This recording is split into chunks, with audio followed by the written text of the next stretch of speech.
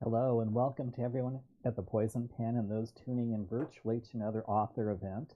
I'm John Charles, and the Poison Pen is delighted to have with us one of our favorite authors, Tori Eldridge, whose new book is Dance Among the Flames. Before we begin, if this is your first time attending an author event at the Poison Pen, our format is rather simple. I have some questions for Tori. We'll allow some time for you to ask any questions you might have.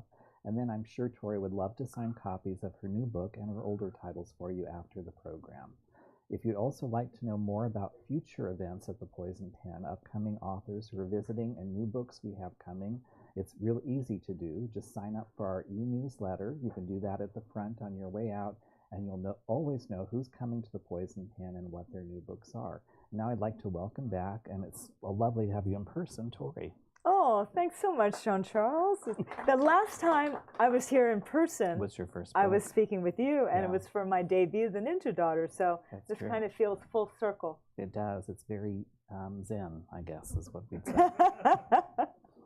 Why don't we start by having you tell us a little bit about yourself, because before you were a writer, you also had another career in a different art field. Yeah, that is true. So I wasn't one of these authors who always knew that she wanted to be a novelist. That came later. So when I was 16, what I wanted to do was sing, dance, and act on Broadway. So I was fortunate in that I think I made that happen at 19, and then did a few other Broadway musicals and left Cats to come out west and went to Los Angeles to try out TV and film. Ended up on The Love Boat and some other shows and movies and whatnot. And got married, raised a couple kids, started writing screenplays, which we can talk about because it actually relates to this book. And then I discovered the martial arts and got a wee bit obsessed with that. And 5th degree black belt later, and a few other things later, I just kept wanting to come back to fiction. And I'll explain why I mean by come back to fiction. And so that was about 10 years ago, and ever since then, I've been full-time writing. It's kind of nice in a way that your new book, Dance Among the Flames, kind of ties into your very first writing efforts, which was screenplays. Can you tell us about that? Yeah, absolutely. So this book was inspired by a screenplay I wrote in the 1990s. Oh my gosh. And that screenplay actually got a semifinals nod for the Academy Nicole Fellowship.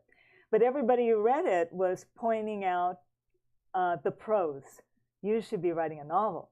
And so I did. I did the more research, and I expanded it into what would be a very early precursor for Dance Among the Flames. And I loved it. I loved the book. I loved the process. I loved everything about it. But you know what I didn't want to do? Was the writing business. I didn't know what the writing business was at that time. I just knew that I didn't want to do it. And I had just discovered the martial arts, and I had 2 sons. And so it wasn't until 13 years later that that's the pull I'm talking about. And I started writing something else, and I thought, I ought to check what's in that cupboard, And I brought it out, and I went, wow, okay. And it became the project on which I learned my craft. What can you tell those listening in that have not read it yet a little bit about Dance Among the Flames? What is the book about? Whew, okay. And it's a tough one to summarize. Yeah. It is a tough one to summarize. It is about a desperate mother who rises from the slums of Bahia, Brazil, to embrace dark Quimbanda magic in a quest for power and revenge. It spans 3 continents, 40 years, a past life in 1560 France. It is sweeping, it's dark, it dives into really gritty situations, as you can imagine, from somebody coming up from poverty and bigotry and classism and abuse. And it looks at this amazing spiritualism, the Brazilian spiritualism, which I personally found so fascinating. I was fascinated too by that. What can you tell us about the religions? And I'm sure I'm getting them wrong. Umbanda and Quimbanda. Yes. Yeah. So, all right. So Umbanda, they call it Candomblé in Bahia. Some people also call it Macumba, but that's not always, an accepted term. So I go with Umbanda. And it came over to Brazil in the hearts of the African slaves. And they were bringing over their Yoruba pantheon of gods. And they integrated that with the indigenous Brazilian traditions and animism and ancestral worship. And of course, none of this was going to go over well with the Portuguese slave masters. And so they syncretized it with Catholic saints.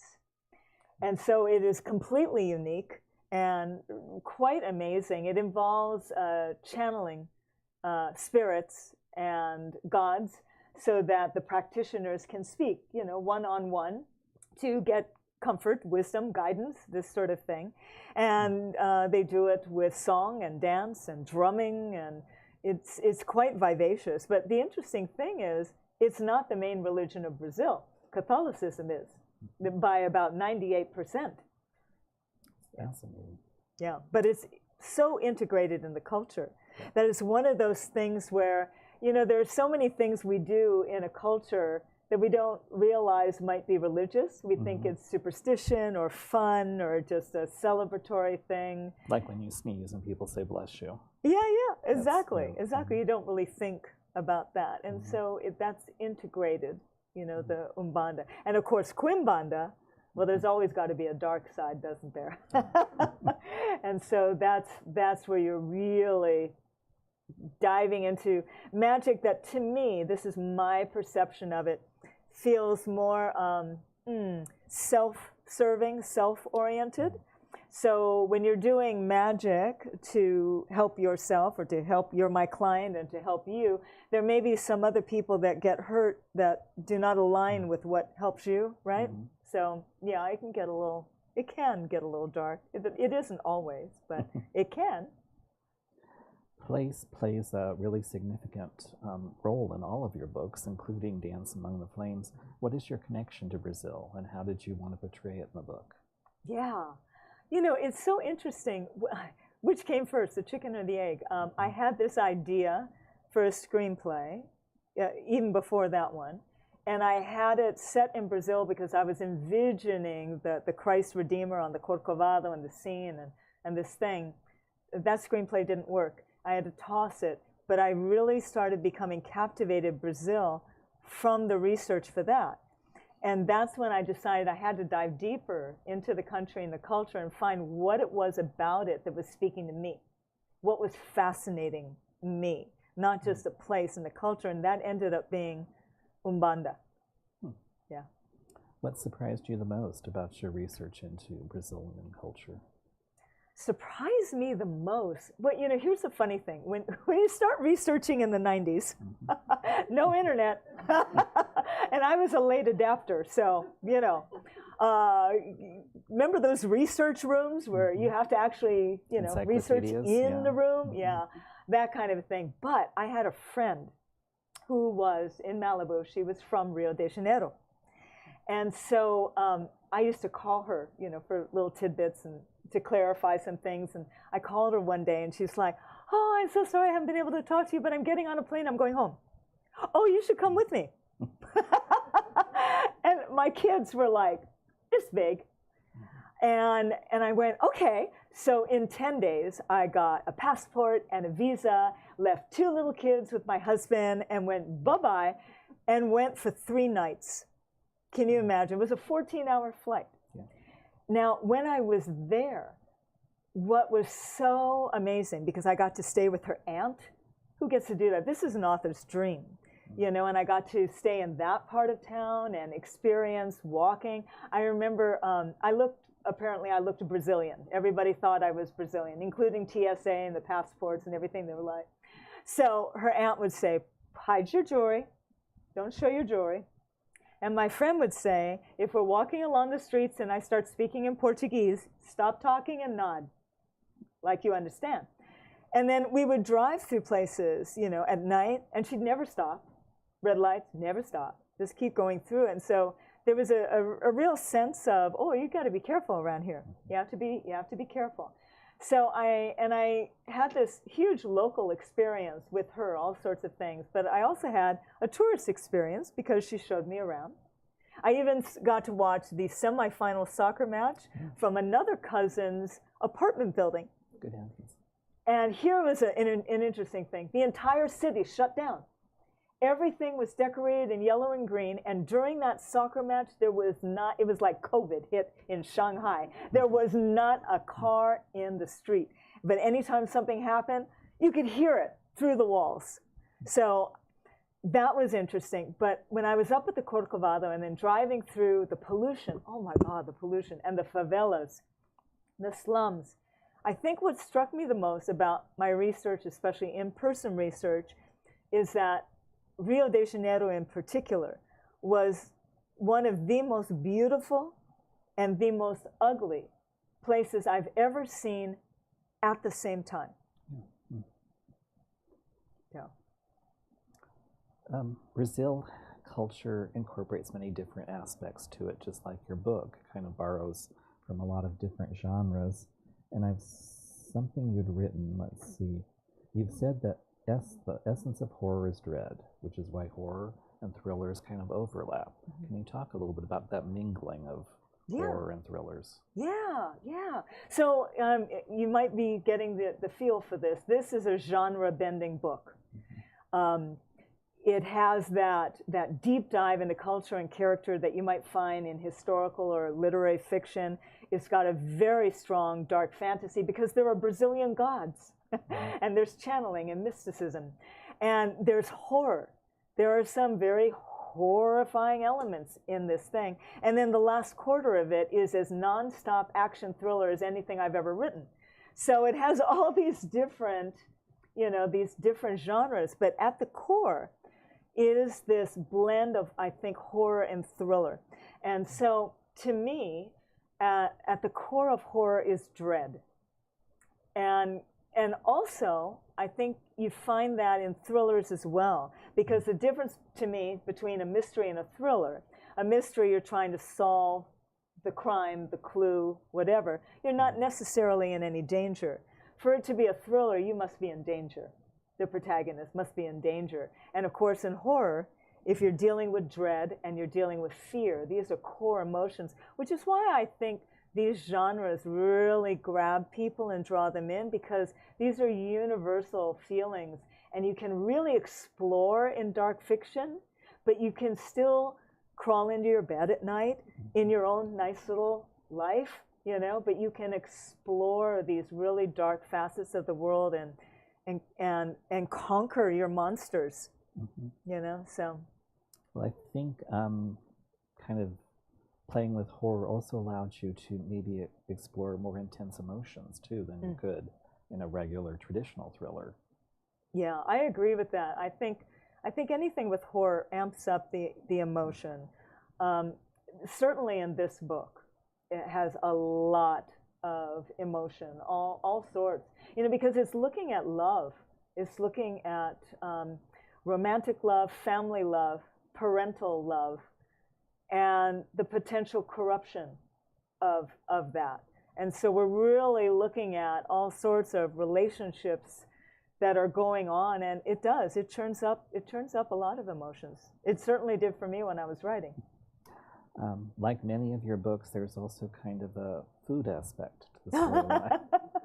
I love food. Talk a little bit about how you incorporated that into Dance Among the Flames. Absolutely. As with the Lily Wong series, whenever I'm writing about a culture or learning about a culture, I want to eat their food. I want to listen to their music. I want to dance, right? These are things that are very important to get a feel and a sense of a culture. And so the food with this book, Serafina Olegario, her mother was a chef, and Serafina herself gained a lot of talents in cooking, and so that comes out. And then throughout the story, you'll see a lot of food and different things sipped in, and the caipirinha cocktail. There's a whole scene where a character is having this big conversation while fixing this caipirinha cocktail. And things like that where I can weave those things in, I think really kind of give people, and certainly me, a sense of being there in place. makes kind of a nice segue because we've talked about your new book, but food also plays an important role in the Lily Wong series. For those that may not be familiar, either listening virtually or here, tell us about that series and how it kind of originated. Oh, yeah, I'd be happy to. So the Lily Wong mystery thrillers are very different, right? Mm-hmm. They are about a Chinese-Norwegian modern-day ninja from Los Angeles with Joy Luck Club family issues. Very different from Serafina Olegario rising from the slums of Brazil to become a wielder of Quimbanda magic on her quest for power and revenge. Very different books. So Lily Wong, she's a heroine, you know. Now, I draw from my own Chinese and Norwegian heritage for that. I'm also Hawaiian, but I didn't put that into the book. And also the ninja history and other martial arts. And of course, I've lived in Los Angeles. And so I like to root my fiction in fact and authenticity as much as I can make that happen. That's like really, really important to me. And again, with the food, Lily's father, her Norwegian father from North Dakota, is an authentic Hong Kong cuisine chef. And she lives above his restaurant. So you can imagine the food that she gets. And the third book, The Ninja Betrayed, takes her to Hong Kong. Oh my gosh, the food is insane, I love going there because, again, you know, I love bringing that new location, but also my daughter-in-law is from Hong Kong. So once again, when I went to Hong Kong, I got the local treatment. It was with all the relatives and my daughter-in-law. So I find these things to be very helpful. What is your own writing process like? Do you have an outline? Do you know from the beginning where the story's going? Do you just start and hope it works out? Gosh, just start and write. Those people scare me. I have lots of friends who are pantsers, and they scare the life out of me. Maybe one day I can do that. I've done it with short stories, but a novel, oh my gosh. You know what? Honestly, I don't write fast enough to be a pantser, because if I take the wrong route, I mean, we're talking another 6 months.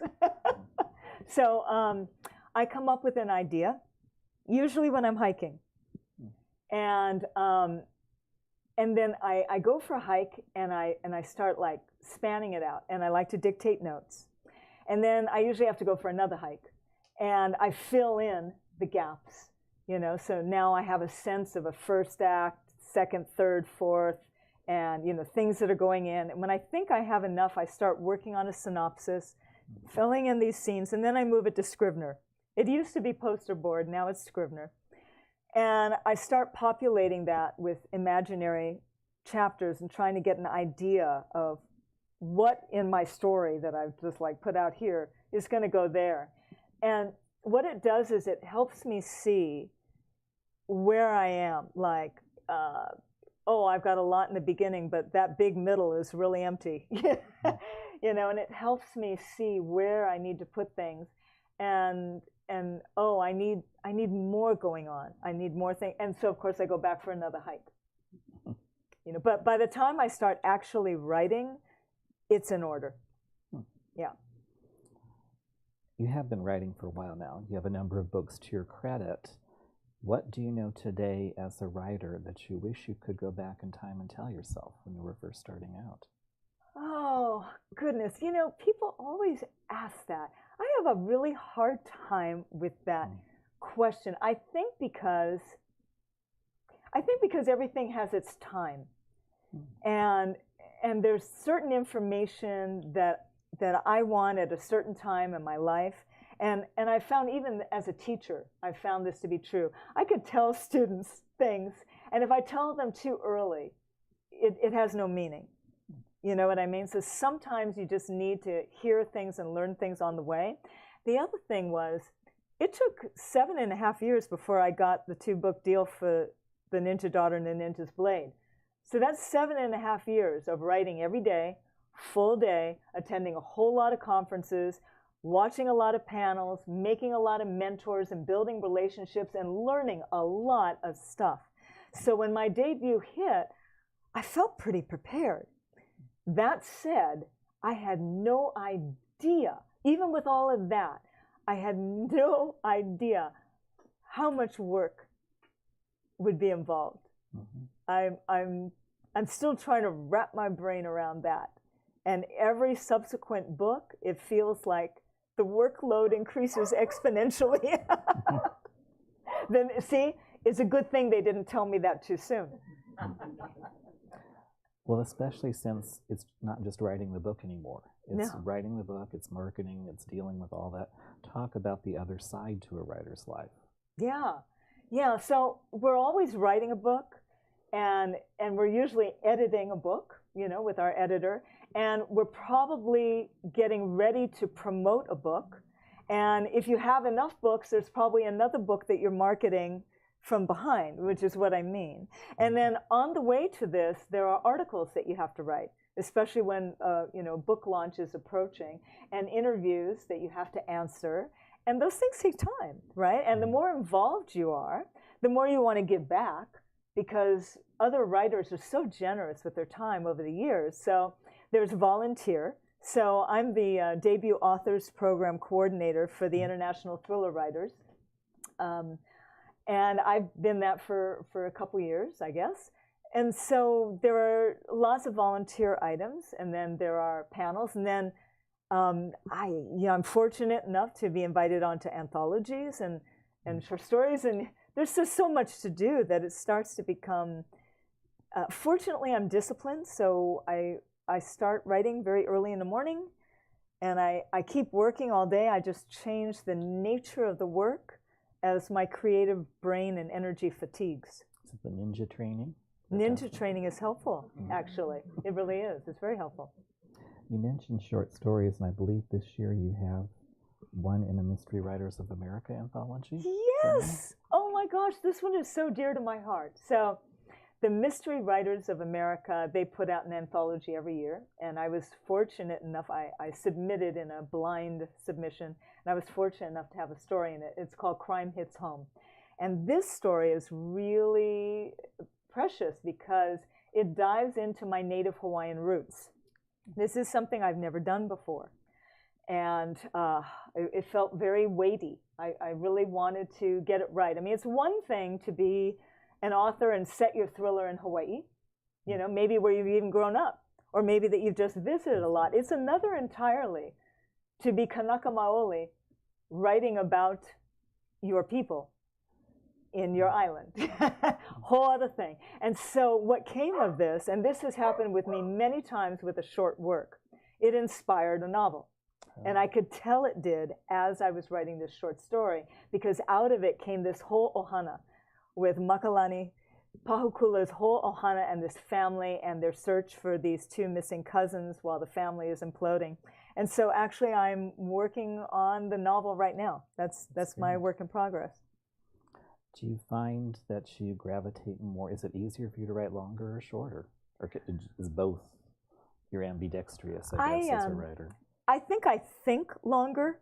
I think I'm more a marathon kind of person, which is why I think every time I start writing a short story, I end up plotting a novel. A novel, yeah. I mean, all right, so Dance Among the Flames came from a screenplay. The screenplay is very short, relatively speaking.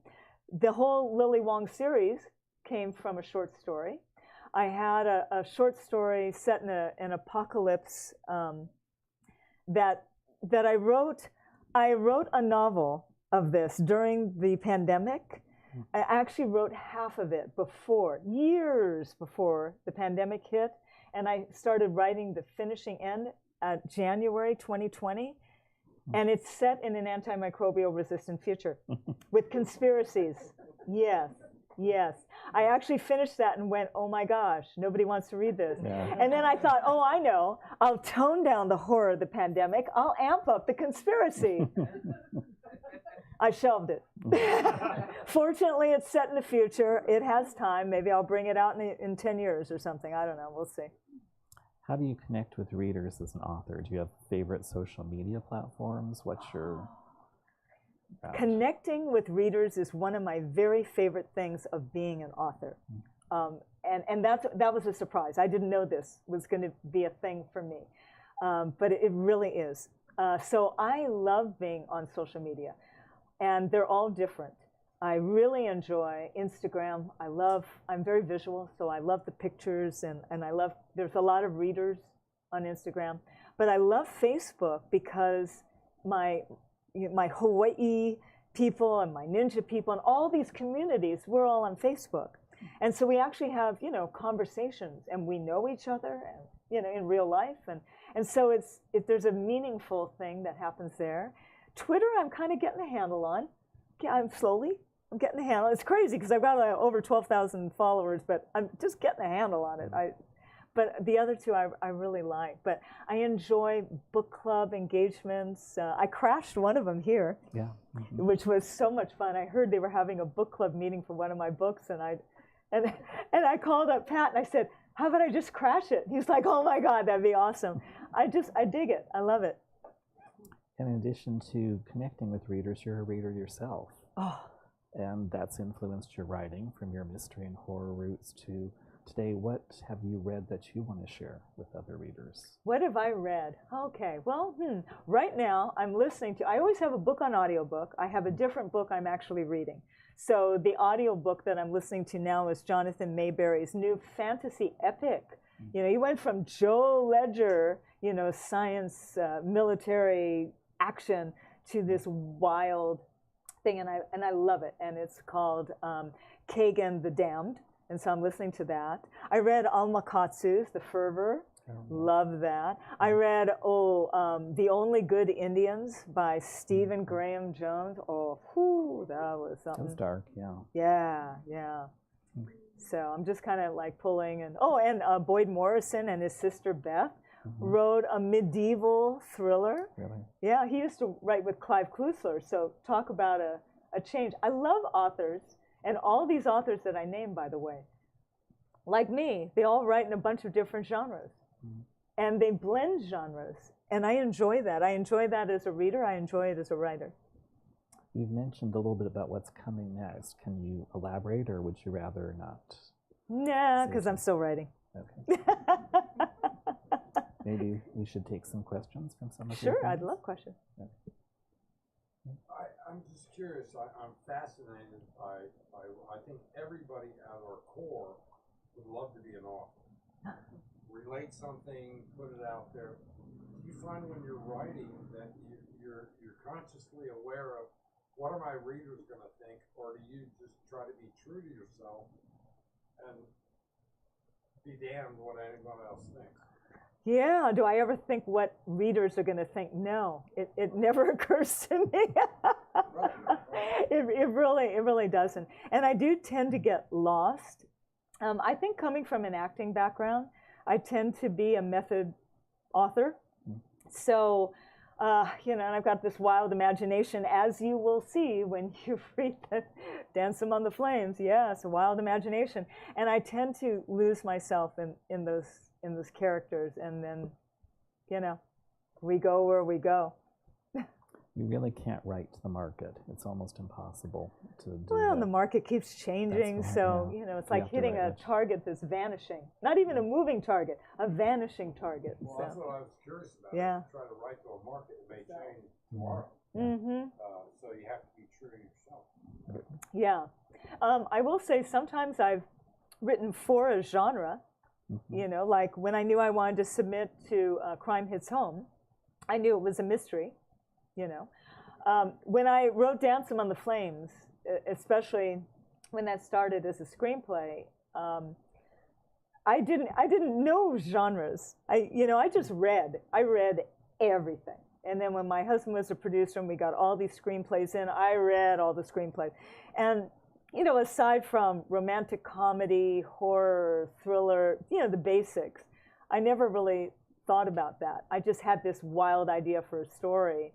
And it wasn't until, you know, kind of more recently when you're trying to sell it and you realize, oh, how do you explain this thing? I don't know. You know, when it was a screenplay, we used to get coverage, and my husband would get this great coverage, but never any comps. There were never any comps. Well, publishing has changed a little bit, so I think it's a little bit easier for you as a writer now. 20 years ago, if you tried to sell something that was a mix of genres, you only had 5 choices, the big 5 publishers. Now you can kind of go with a smaller press. I think that's true. That's one of the things that's wonderful about independent presses, the small, the medium, and all the imprints, is that you know, they're more interested in all these other things, and so there's a place. You know, it's easier to, you can find a place. Sometimes it takes a while, you know, but you can. Other questions for Tori?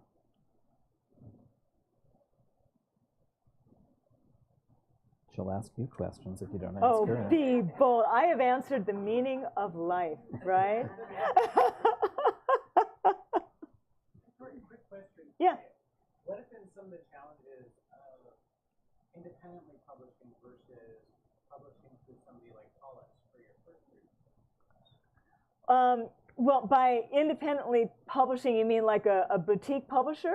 Exactly. Advance from the Okay, yeah. You know, because you have like self-publishing and then, you know, smaller presses and well, you know, Paulus, you know, that's, I guess they're like a small press, and my imprint of that, Agora Books, is the diversity-focused crime fiction imprint of Paulus. And so it's quite different, I imagine, because I have not been with like Simon Schuster or Penguin or, you know, Random House, that kind of a thing. But you know, it's smaller. You're going to have less people working, which means you're going to really have to put in a lot of energy. You know, I have to put in a lot of energy for myself. All authors do. They could be with the biggest place, you know, there is, and you're still going to have to put in a lot of energy. But, you know, the smaller the press, I think probably the bigger that happens. You know. The thing I love about running Wild Press, which is the home where Dance Among the Flames found a home, is that the mission for them is to publish books that don't fit neatly in a box. And when I saw that, I went, oh, yes. Oh, yes. That's great. Yeah. I've always been fascinated by the importance of titles, because people don't think they matter. But they can sell a book. They can make it or break it. The importance of what? A title, a book title. Oh, a title. Yeah. Oh, a title. Oh, my. Yeah, this is not the first title. Oh, my. No, there were many titles. There were many titles. This book, you'll see, it is a really expansive book. Lisa Unger called it a sweeping, you know, tale or something. I think Kirkus called it an epic. It is a very big book, and there are a lot of ways to tell this book, and I tried them all. Because like I said, it was the book on which I learned my craft. At one point, I had both this and The Ninja Daughter in submission at the same time. Either one could have gone, you know, but that happened first. But even when it was in submission, I would get an epiphany and say, oh, you know, I need to try it from this character's point of view. You know, a good friend of mine, Thomas F. Monteleone, wonderful writer, huge in horror especially, he gave me a very good piece of advice. He read one of the very early versions and gave me some wonderful critiquing, and he said, whose story is this? And I said, oh, well, there's these three characters and this convergence, and then he goes, whose story is this? And so that who changed. The main points of view changed. The structure changed. The timeline changed. There were so many ways that telling the story. I did one rendition where I began by cutting 30,000 words, put them away, and rearranged it. And then one day, I had an epiphany. And I said, for crying out loud, it's Serafina Olegario's book. That's whose story it is. It's Serafina's story. And from that moment on, it was like, okay, now I have it. Okay. Your roots, literary roots, are in screenwriting. Do you think that's made you the kind of writer that, as Elmore Leonard used to say, the best writers leave out the words readers skip over? So give out the words readers trip over? No, they skip. They leave out the words that readers don't bother yes. reading. So do you think that's influenced your? Screenwriting has made a huge, it was very formative for me, because I am always conscious of description with economy. Mm-hmm. I need to find the right words. This is one of the reasons why I can't do the pantser thing. I can't they call it a vomit pass, where you just write whatever. For some reason, I can't seem to do that. I cannot bear it. I cannot bear to put those words on a page. I can dictate that on a hike and copy paste it into something, but I can't write those things. So that's why I do all that outlining and summarizing before, so that I know where it's going. But so much for me with the prose is, I don't want to say in 20 words what I can say in 5 if I choose the right 5 words. And if I've already said it, I don't want to keep repeating it in another way. And I want to get into a chapter as late as I can. I want to get out of that chapter as soon as is right. And so those, I think, are very screenwriting kinds of mentality. That, and I'm visual. So I tend to be kind of cinematic. I tend to see things. Question for you. Has being a writer changed the way you read? In the sense that you see the scenes more? I think so. I think being a writer now, there's a little critical thinking in there, but I still manage to just read for enjoyment.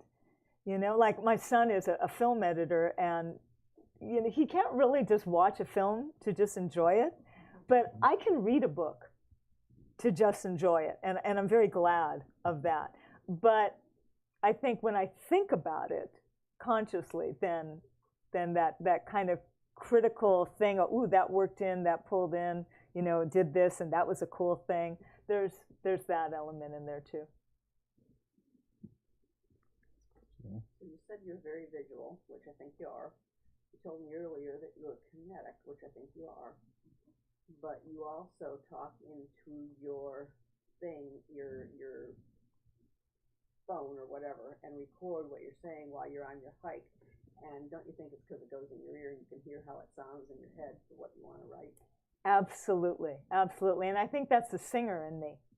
So I was an actor and a singer and a dancer, right? So we've talked about the actor and the whole method writing of diving and kind of becoming that character. And by the way, when I write, I talk to myself constantly in voices and gestures and posture. And when I do fight scenes, I choreograph them on myself.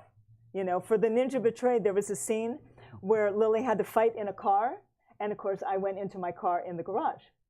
So there's that physicality, but the singer in me, that may be one of the most important things for me as a writer, because to me, prose is music. There's a crescendo and a decrescendo, and there's cadence, and there's impact, and there's staccato, and there's legato, and you have to vary it up, or you fall asleep in a song, right? If somebody just kind of sings all one level, everybody's asleep in the audience. You need to engage them and build it like a roller coaster and everything. So I think when I write, look at me all moving. That's the dancer. So when I write, I'm doing that. But I also, like you said, I need to hear the words. So when I'm writing, even if it's not dialogue, I'm saying it out loud because I need to hear how it sounds. It has to sound good to me. Yeah. Have any of your books been turned into audio They've productions? all been turned into audio. Yeah. The Lily Wong thriller series is narrated by Natalie Naudis, who is amazing. She was an opera singer, so I was like, oh, that was my training, opera. It was like, we bonded, and she's, bi-Asian, biracial Asian. I was like, yes. And she has this fabulous Mandarin and Cantonese accent. It was fabulous. She's such a pro, such a pro. Dance Among the Flames audiobook comes out May 31st, and I don't know who the narrator is. I have not heard. I'm very excited to find out. But that's coming out from Blackstone Audio, just like the Lily Wong thriller series. Tori, do you think there's an advantage of working with, not Simon & Schuster, not some of the big boys, but your voice is heard better by a smaller publisher? Oh. Because they take you seriously and go, we're going to grab Tori and we're going to make her the author that she can be. That could very well be. And so I can't compare because I haven't been over there. But what I will say, for instance, with the Lily Wong thriller series, the cover the covers, I was so involved. That's a luxury. Most authors will tell you, whew, they're lucky if they get a little meeting way in advance that says, so what are some things that are important to you? Do you have any favorite colors? Are there any favorite symbols? And then maybe they give you a choice between A and B, and maybe they go with the letter you chose. That's what I've heard. That was not my experience with either of these covers, and I love all of my covers. Both the people at Agora Books, Polis, and also Running Wild Press, they allowed me to be really involved, and that was really neat. It was a really great creative process, and I think because of that, the covers feel so meaningful to me. Not only visually tantalizing, but there's a lot of meaning in that. There's an artist in this book, and so art is predominant theme in this, and so I wanted it to have this artistic thing. Obviously I wanted there to be flames, and I wanted a hint to be able to, maybe you can see it, maybe you can't, this dancer coming out of these flames.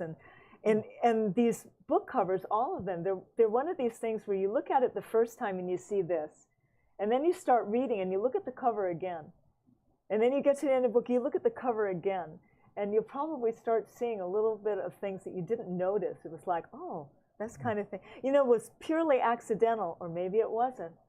The Lily Wong books all have a grid of 8 squares. Well, 8 is a very lucky number in Chinese culture. Little things. Amazing. Great question. Any other questions for Tori? What were some of the first names of the book that you discarded? You said you renamed this many times. I did. Do I even want to tell? Do I want to tell? Yeah, sure, why not? Because that's my cousin asking. I can't tell him no. How am I going to tell him no? So I can ask you later. Yeah. The screenplay was called The Gift. When I was working on the novel, at one point it was called Quimbanda, and I came back to Quimbanda. I loved Quimbanda, but I was told nobody's going to know what Quimbanda is, and they can't pronounce it, and they're going to go, what kind of book is this? Quimbanda what? And Walk On, exactly. So that was 86. At some point it was called, oh God, Carioca's Crusade. It was called Rio's Cross. Yeah. And then when it came with this publisher, we brainstormed, my agent, the publisher, me, and went through all of these, like, spreadsheet of words and things, and tried out all these things. And then when we hit on Dance Among the Flames, we all went, bingo. Yeah, good choice. That's the one. It conveys such a sense of intentional danger. Intentional danger. Intentional danger. If you're dancing among the flames, yes. You're dancing on purpose, but how close do you get? How edgy is it? And I read the first 4 chapters while I was having a glass of wine. Oh my gosh, how fabulous. I said, man, she's brutal. Oh, I don't pull any punches in this. I gotta tell you. So at some point, this could have been my debut novel. And I gotta say, I think the gods interceded, because this book would have been a lot. It would have been a lot to do justice to as a debut writer, but it would have been a lot to handle having it published and owning it and marketing it and saying, yeah, no, this is what it is. Because at some point, I was so relieved when Publishers Weekly gave it a starred review, I cried. Because for a while there, I was thinking, are they going to come at me with pitchforks? I don't even know. But when I we were talking about branding before, and how 20 years ago it might have been kind of harder to do this. It was really important to me that readers know that I wasn't in a crime fiction zone. I never thought of myself as a crime fiction author. I never heard the term crime fiction until I was picked up by a diversity-focused crime fiction imprint. And then I went, oh, it's a thing. I knew about mysteries and thrills. didn't occur to me. I wasn't thinking in that way. I was busy teaching ninja arts across the country. What did I know about, I read it. I just didn't know what, didn't think about it that way. So it was really important to me, the timing of this book, between the third Lily Wong book and the fourth Lily Wong book that I'm writing. We'll see what happens with that. And it was important to me that I bring this out into the world so that readers knew, they didn't get too comfy. Because my short stories are in a whole bunch of different anthologies, but most people don't know that. Yeah. Tori, your joy just resounds on the page throughout your entire series, and I really enjoy that.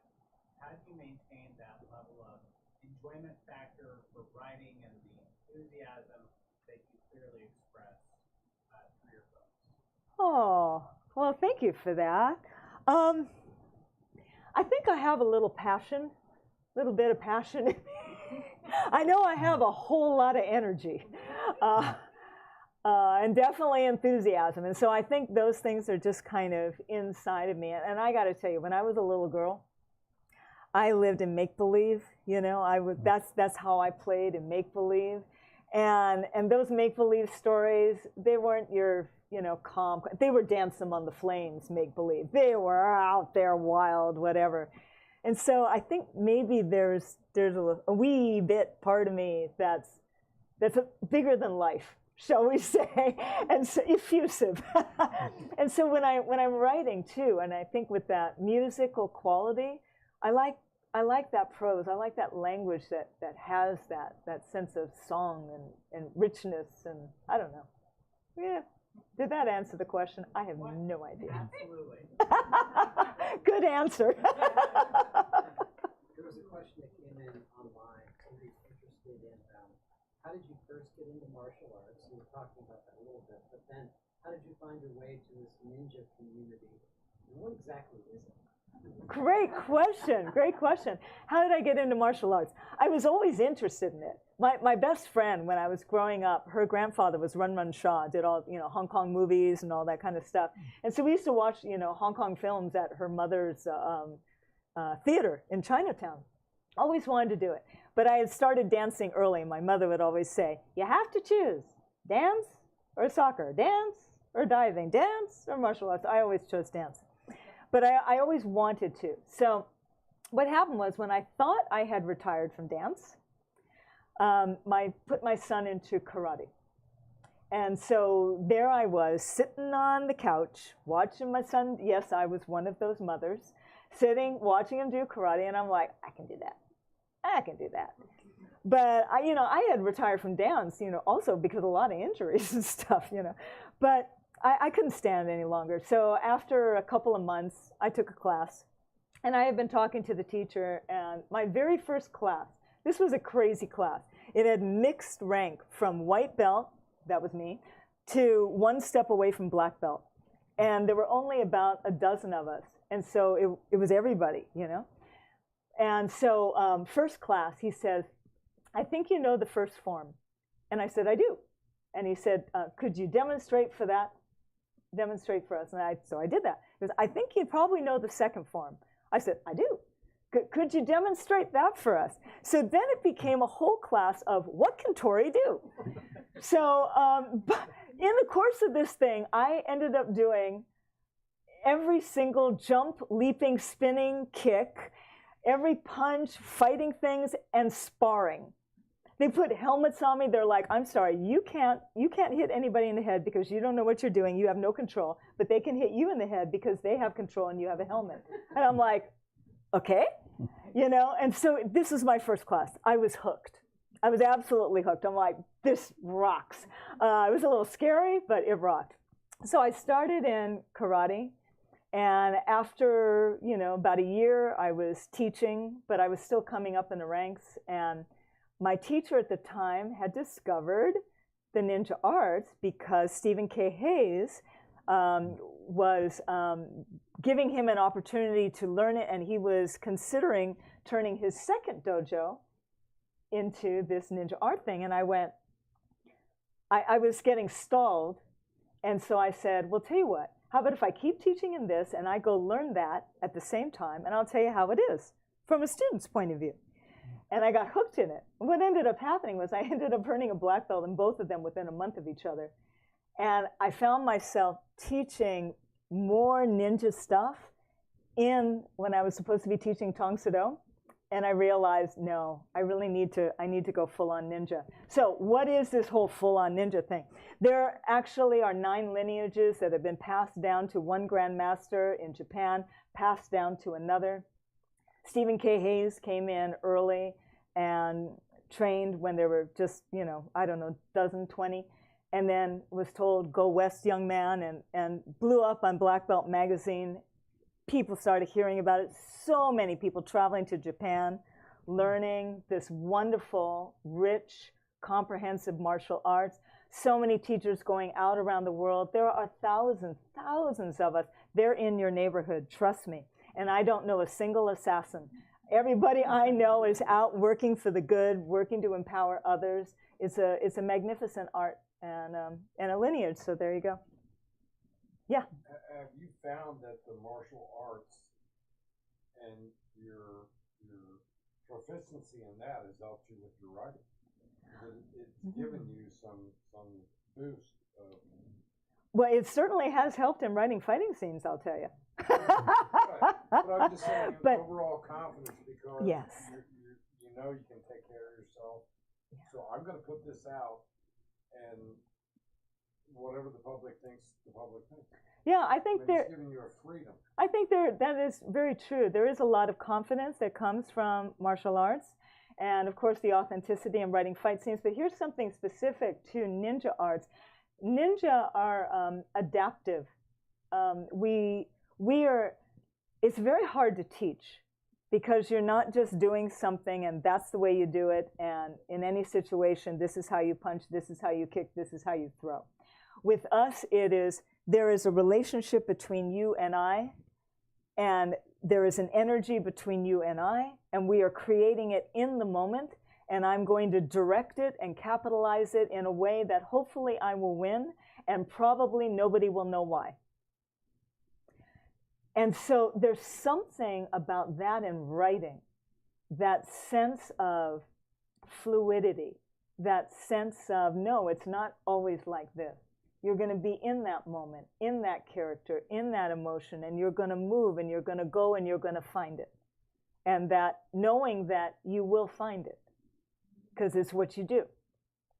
So you're trying to pull your audience into finding that as you're writing. I never think about it that way, really, but I think about me doing that as I'm writing. I know I'll find it, even when I'm really frustrated. I'm going to say this now because in case I don't get to talk to you after this, but many years ago, when I had black, and now I have black and botch, I thought of calling it ninja horsemanship. If you think about what we talked about, because it is the relationship. And it doesn't look like the same punch, and it doesn't look like the same. It's this other thing. And absolutely. My friend here, she's become a great friend of mine. I have the best readers in the world, and so many of my readers become dear friends. And Lauren is a tremendous horsewoman. And so she was saying at some point she had thought about calling her company Ninja Horsemanship. Was that a... And then it could be all, I could have the black horse, black thing, and only have like an eye, right? That's so funny. Yeah, but she took me horseback riding today, and if you guys go to my Facebook or my Instagram, you'll see a video of me taking one of her horses up through the desert, and just kind of, it was glorious, a glorious day. But there's so many similarities in the way that I do martial arts and the way she works with horses. It's very true. And it all reflects in the writing. I love the direction of this conversation. It's so interesting. It is. To me, anyway. It's a great video. You ought to check it out. Tori's like riding out in the desert. On this horse that's only been out on the trails 3 times. This was her 3rd time, and she's never had anybody else ride her but me, so that's Tori's big big cheese there. And I made it here in one piece, so yay! Any last questions for Tori before we move on? Okay. I'd like to thank everyone in the audience and those tuning in virtually to our author event with Tori Eldridge, whose new book is Dance Among the Flames. Thank you, Tori, for visiting us again. Oh, thanks so much. And When is Lily Wong coming back? I don't know. But I'm really enjoying writing this book. So we'll see. we'll get Tori set up at the table here to sign your books and give us a few minutes. We've got copies up front if you need more. Thank you all. All right.